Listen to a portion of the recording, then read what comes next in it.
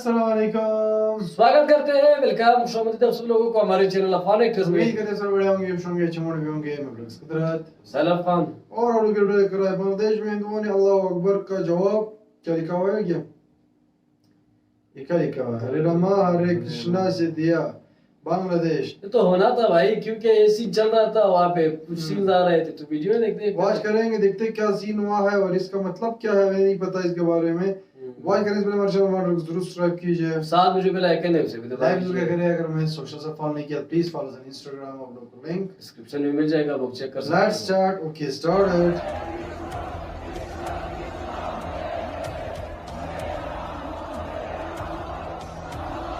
ये सारे हिंदू लोग हैं।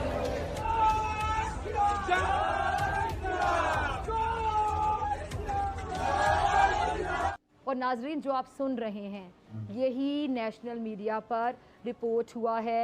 इस वक्त की बड़ी खबर आ रही है बांग्लादेश से, जहां सड़कों पर उतरे हैं हिंदू संगठन। बड़ी संख्या में हिंदुओं ने प्रदर्शन किया है। प्रदर्शन के दौरान हरे राम हरे कृष्णा के जयकारे भी लगाए गए हैं। लेकिन सच तो ये है कि तीर कमान से और गोली बंदूक से निकल चुकी है। They want a stern action, and a word also coming out of UN headquarters with regards to the attacks and atrocities happening on the Hindus as well as other minority communities in Bangladesh. Bangladesh के जो मोहम्मद यूनुस साहब ने शपथ लिया, हमारे मोदी जी ने उनको स्वागत किया और उनको बधाई दी, लेकिन साथ साथ माइनॉरिटीज को सुरक्षित रखने का उन्होंने अल्टीमेटम भी और वार्निंग भी दे दिया है।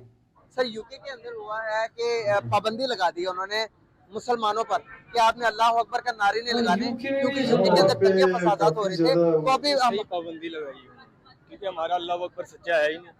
क्यों? अगर अल्लाह अकबर सच्चा हो तो उसे पाबंदी कहाँ से लगेगी? सेम सिचुएशन जब पाकिस्तान में बनती है तो हम पे एक एलिगेशन लगता है या उन लोगों पे ये एलिगेशन लगता है कि भाई ये तो पाकिस्तान से गद्दारी है। लेकिन जब वही सिचुएशन हम बांग्लादेश में देखते हैं तो हमें सुनने को मिलता है लो जी इनकलाब आ गया। Considering that Indian lobby, भारतीय टेक्नोक्रेट्स के बगैर अमेरिका नथिंग। इराक के पार्लियामेंट से एक बिल पास हुआ जहां पर बेटियों का निकाह शरई तौर से 9 साल की उम्र में कर दिया गया है। अब ऐसे ही बिल हम मोहम्मद यूनुस साहब के हिसाब से देखेंगे।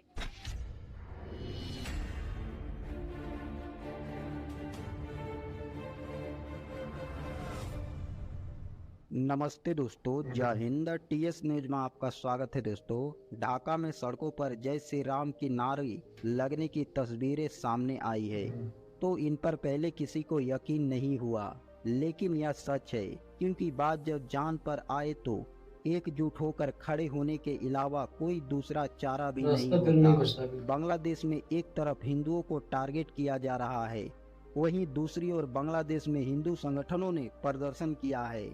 प्रदर्शन के दौरान हजारों हिंदुओं ने जय श्री राम और हरे रामा हरे कृष्ण के जयकारे लगाए। बांग्लादेश में तख्ता पलट के बाद भड़की हिंसा और नई सरकार बनने के बाद यहाँ पहली बार हिंदुओं की आवाज़ सुनाई दी।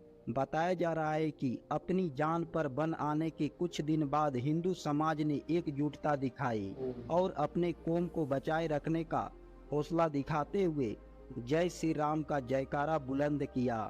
मंदिरों में मूर्तियों को तोड़ने, मंदिरों पर हमले और हिंदू बस्तियों में आगजनी की तस्वीरों को देखकर जो कट्टरपंथी चरमपंथी जमातें खुश हो रहे होंगे, उन्हें तो इस तरह हिंदुओं को एकजुट होकर सड़कों पर उतरना रास नहीं आएगा। बांग्लादेश की सिचुएशन, पाकिस्तान की ओपिनियन, मतलब पब्लिक की ओपिनियन ग्राउंड लेवल पे जहां तक मुझसे पॉसिबल हुआ मैंने लोगों तक पहुंचाई। मीडिया में जो कुछ चल रहा है वो इस वीडियो में डिस्कस करेंगे कि सेम सिचुएशन जब पाकिस्तान में बनती है तो हम पे एक एलिगेशन लगता है या उन लोगों पे ये एलिगेशन लगता है कि भाई ये तो पाकिस्तान से गद्दारी है।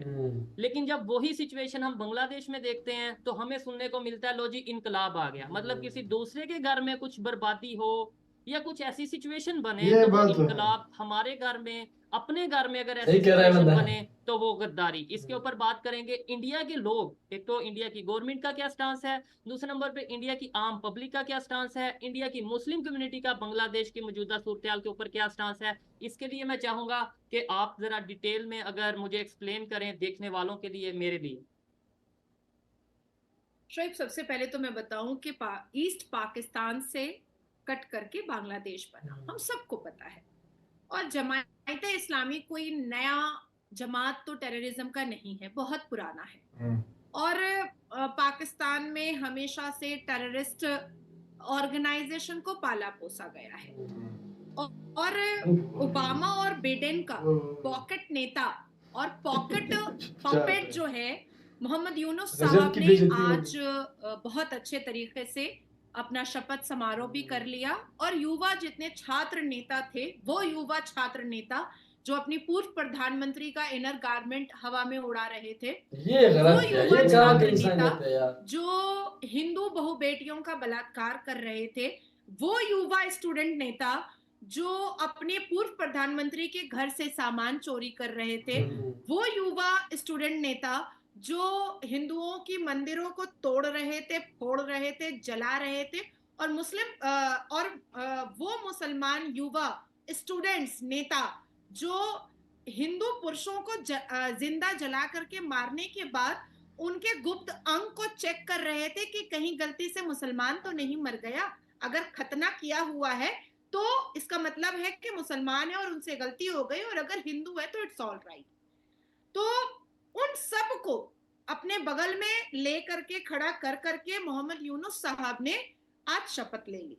मुझे ऐसा लगता है कि ईस्ट पाकिस्तान से निकला बांग्लादेश, शायद शोएब आपको वहां की भाषा नहीं आती होगी, लेकिन आमी खूब भालो करे जानी तार भाषा खूब मधुर, आपको समझ आती है, आप अच्छे से उसे जानती हैं। बिल्कुल हाँ, उस भाषा को, आपकी भाषा को, बहुत सारे देश की भाषा को मैं बहुत अच्छे से जानती हूँ। बहुत वहाँ के जो हिंदू है ना, वो शेख मुजीबुर रहमान साहब से बहुत मोहब्बत करते थे। वहाँ के जो हिंदू हैं वो शेख हसीना से बहुत मोहब्बत करते थे। क्यों मोहब्बत? हालांकि जिस वक्त 1971 में बांग्लादेश बना था तब मोर देन 28% वहां पर माइनॉरिटीज हुआ करते थे, लेकिन अब बहुत कम रह गए। वहां पर सिर्फ 8% माइनॉरिटीज रह गए। लेकिन वो 8% भी माइनॉरिटीज क्यों रहे? क्योंकि शेख हसीना अपने देश को संविधान के हिसाब से चला रही थी और कानून के हिसाब से चला रही थी। शेख हसीना ने बांग्लादेश को बहुत डेवलप किया था, बहुत इम्प्रूव किया था और बहुत शिक्षित किया था। ढाका और बांग्लादेश के लोग इस पूरी दुनिया में जाते थे और इंजीनियर, डॉक्टर और बड़े बड़े एक पद पर बैठे थे। 1971 में ईस्ट पाकिस्तान से निकला बांग्लादेश इकोनॉमिकल ग्राफ में कहीं ऊंचा पहुंचता चला जा रहा था और पाकिस्तान नीचे आ रहा था। और कई बार डिस्कशन में शोएब हमने भी ये डिस्कस किया कि आपके ही अंग से निकला आज बांग्लादेश को देखिए कि कहां पहुंच चुका है। और एजुकेशन पर शेख हसीना ने बहुत फोकस किया था और शेख मुजीबुर रहमान बंगा बंधु उन्होंने भी बहुत फोकस किया था। लेकिन जिस हिसाब से एक 3 फुट का मौलाना अपने भड़काऊ प्रीत से, अपने भड़काऊ तबलीग से, अपने भड़काऊ इस्लामिक तबलीग से उसने बांग्लादेश के युवाओं के दिमाग में जिहादी एक्टिविटीज भरी। उसने कोटे का बहाना लेकर के उसने मुसलमान युवाओं को रोड पर उतरवाया। सर, यूके के अंदर हुआ है कि पाबंदी लगा दी उन्होंने मुसलमानों पर कि आपने अल्लाह अकबर का नारे नहीं लगाने, क्योंकि यूके के अंदर दंगे फसादात हो रहे थे। तो अभी पाबंदी लगाई है क्योंकि हमारा अल्लाह अकबर सच्चा है ही नहीं। क्यों? अगर अल्लाह अकबर सच्चा हो तो उसे पाबंदी कहाँ से लगेगी? ये भी तो आप सोचें ना। जैसे कि हमारे अंदर नफाक, खन्नास, हमारे अंदर ये चीजें भरी पड़ी हुई है। हाँ। ठीक है, और हम अल्लाह अकबर का नारा लगा रहे हैं। पहले हम अपने आप को तो प्योर करें ये ना। तो बात है।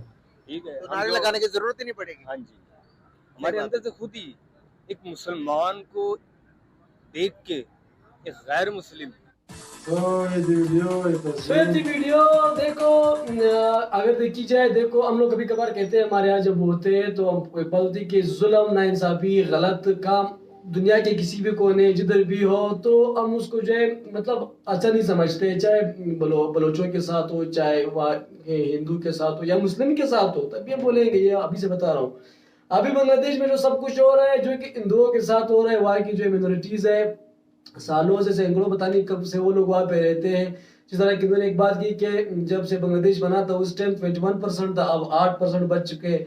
तो तब भी उन लोगों कुछ लोग जो है उसको उन लोगों से ये बर्दाश्त नहीं हो रहे हैं और उन लोगों को जो है तंग कर रहे हैं, उन लोगों को जा रहे हैं। मतलब भी हम लोगों ने पहले भी वीडियोस में यही बोला हुआ है कि जो भी हो रहा है, कुछ लोग ऐसे होते हैं जो कि नहीं के ये कोटा का बहाना है, तो ठीक है कोटा सिस्टम के खिलाफ थे, लेकिन उसके पीछे ऐसे लोग भी बैठे हुए थे कि वो किसी तरह चांस के लिए बैठे हुए थे, किसी तरह चांस मिल जाए इस तरह दंगे फसाद करे ताकि एक तो इमेज खराब हो जाए, ऊपर से दूसरा ये है कि उन लोगों को हम तंग करें कि वो किसी तरह निकल जाए। बट ये उनको पता नहीं है कि वो भी वहाँ पे पहले से रह रहा है, उसी कंट्री के है, उसी कंट्री को अपना मान कर, इस तरह भी नहीं है कि वो गद्दार बैठे हुए कि नहीं बांग्लादेश को समझते नहीं है कि भाई बांग्लादेश है, नहीं, वो उसी कंट्री को मान कर, उसी कंट्री के फ्लैग के नीचे रहकर उसी कंट्री में वो नौकरी वगैरह करते हैं। बट इट डजंट मीन कि आप लोग उनको जो है दंगे फसाद करके उनको मारो, उनको पीटो, उनके साथ गलत करो। बाकी उन लोगों ने अच्छा किया जो रोडों पे निकल आए। ये बात है कि यूनिटी, क्योंकि उनकी जिंदगी का सवाल है भाई, वो क्यों नहीं निकलेंगे, ये सब कुछ होना ही था। मैं पहले हम लोगों ने वीडियो में बात की थी कि ये सब कुछ इन लोगों को चाहिए कि 1 करोड़ लोग हैं, करोड़ से ज्यादा लोग हैं इंडिया में, 10 लाख निकलेंगे भाई पूरे देश तो में। ये अगर ये सारे निकल के जो है सारे जो है एक साथ यूनिटी में रह के जो निकलेंगे और प्रोटेस्ट करेंगे, डेफिनेटली गवर्नमेंट जो थोड़ा ताकत उनका राइट है, क्यों नहीं निकलेंगे, उनकी जिंदगी का सवाल है, डेमोक्रेसी है तो इन्होंने हैज द राइट। बाकी लेट्स सी ये क्या होगा, ये तो वक्त बताएगा। मोहम्मद यूनुस क्या करता है, कुछ करेगा या नहीं करेगा, ये तो वक्त बताएगा। बाकी वीडियो पसंद आए तो प्लीज पोस्ट साथ में जो बेल आइकन है उसे भी दबा दीजिए। तुम तो सपोर्ट मिल रहा है। तो अभी के लिए इतना ही, अल्लाह हाफिज़, बाय बाय।